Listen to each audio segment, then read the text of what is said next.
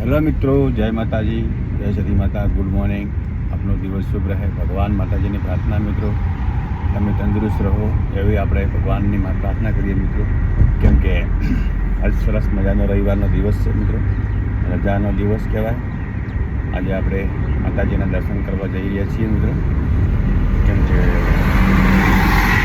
ધંધો કરવો જરૂરી છે, માતાજીના દર્શન કરવા પણ જરૂરી છે મિત્રો, અને સેવા પણ કરવી જરૂરી છે, પરિવાર સાથે પણ રહેવું જરૂરી છે. બધું જ સંસારની અંદરમાં આવ્યા છે અને બધું યોગ્ય આપણે આપણું કરવું જરૂરી છે મિત્રો. કેમ કે ઓમ શિવ શંકર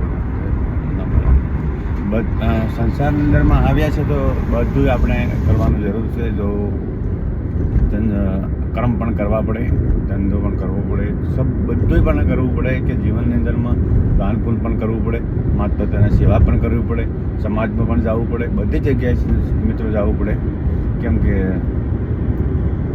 બધું આપણે આભાળવું પડે. સંસારની અંદરમાં આવ્યા એવો છે કે એવું નહીં હોતું કે આપણે એક કામ કરીએ કે ચાલશે, એવું નથી હોતું મિત્રો.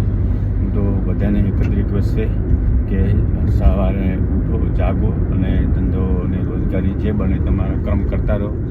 એક દિવસ જરૂર તમારું કામયાબ બનશો જ. જેમ કે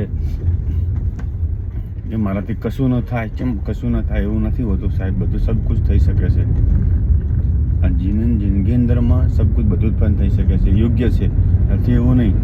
કેમ કે તમે જેવું તમે ધારો ને કે હારી જાઓ, હારવાનું નહીં, દરરોજ કોશિશ કરવાની. એક દિવસ તો ત્યાં આગળ કામયાબ બનશો જ. જેમ કે જિંદગીની અંદરમાં નિયમ છે મિત્રો, કોઈ પણ કાર્ય કરવા માટે સંઘર્ષ તો કરવો જ પડે.